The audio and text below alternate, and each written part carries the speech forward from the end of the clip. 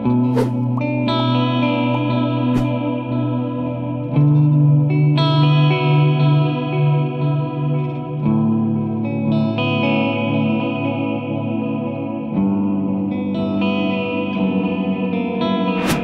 guys, how are you doing? My name is Guillaume. I'm here at NAMM 2019 at the Earthquaker Devices booth, and I'm here with Corey. How are you doing, man? Pretty well, man. Thank you for having me. Thank you for taking the time. It's really early. It's day 3.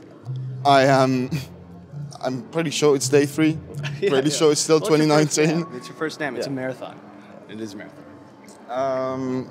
What do you have for us? Sure. Okay, cool. So, yeah, welcome to NAMM 2019 for everyone here. My name is Corey. I'm the product manager for Earthquaker Devices. I'm really happy to be here and talk to you guys about some of our latest releases for this year. So, I will start with our pedal board reconciler, the Swiss Things.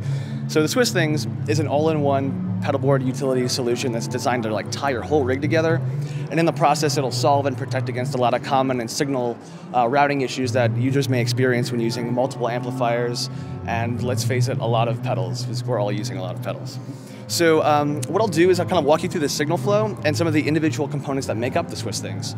So first and foremost, I kind of like to look at the ABY portion. It's a really cool portion of the box. So guitar input goes in right here at the top, and then you have two outputs A and B, and they are transformer isolated. So there's also a polarity switch there for phase. So this is a great way to use multiple amplifiers, modelers, like splitting your signal to other pedal boards or anything. You can do a lot with that. Then we have two effects loops, loop 1 and 2. Loop 1 is unbuffered, and this is intended for use with your fuzzes and overdrives and some dirt pedals and octaves and things like that. And then loop 2 is buffered, and this is intended for use with your modulation pedals, time-based effects. However, there are no hard set rules there. You can put anything anywhere. Now we also have a volume expression pedal output. So this is between the two loops 1 and 2. So that means if you have all your distortions in loop 1, the volume is after that. So you're not affecting gain at all. All right, yeah, so the signal goes in, as you can see. Then we immediately have a tuner output that's buffered. Then into loop 1, then our volume expression output. Then into loop 2. Then we have a 20 dB clean boost, and it's adjustable gain all the way up to 20 dB. And it's post the loop, so it's an output boost. And then we have a very high headroom output buffer. And then that's when it gets split into the two outputs, A and B. So this is a really, really cool tool in a performance setting because of one of my favorite features on the pedal called Flexi-Switching. So this is a functional technology we put in our pedals a couple years ago now, and it's made its way into the Swiss Things, and I think this is one of the best applications for it. So what this does is it allows the user to use any of the switches as momentary or latching operation simultaneously. So, for example, if you want to see this here, the switches will behave as you would expect, just like a simple push, latching. And if you want it to be momentary, you just push and hold for as long as you want and let go. And what this does is a really cool way to like bring effects in and out, and inspired me to use things in quite a different way. And so I'm pretty sure I understood everything. Yeah.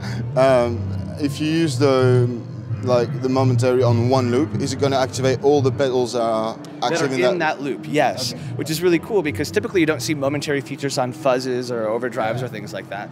So, and especially not non-Earthquaker pedals or anything, you get a momentary access button. So that alone is like, the whole. That's pretty sick. Sick, right? But you also get it with your outputs and the boost as well, and it just makes for a lot of cool uses in songs. Yeah.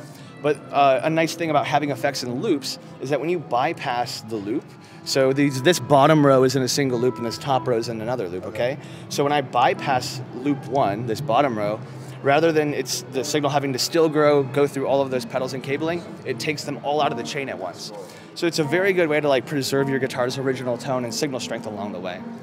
And yeah, I think that's a pretty good overview of this. That's kind of a pedal board saver, man. It looks really amazing. Yeah. And we do have a second release. It's a revision of something that we've had before.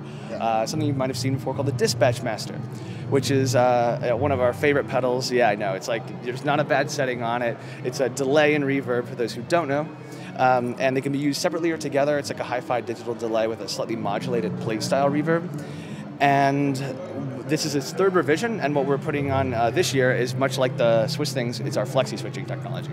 So that would be like latching on and off like this, or press and hold is momentary. and it becomes a really cool way to like bring in ambience and then take it away and stuff like that without having to tap dance all over the place. That's pretty amazing, man. Thank you guys for watching. That was Corey at the Earthquaker Devices booth. I've been Guillaume at NAMM 2019. Be good to one another, and I'll see you very soon.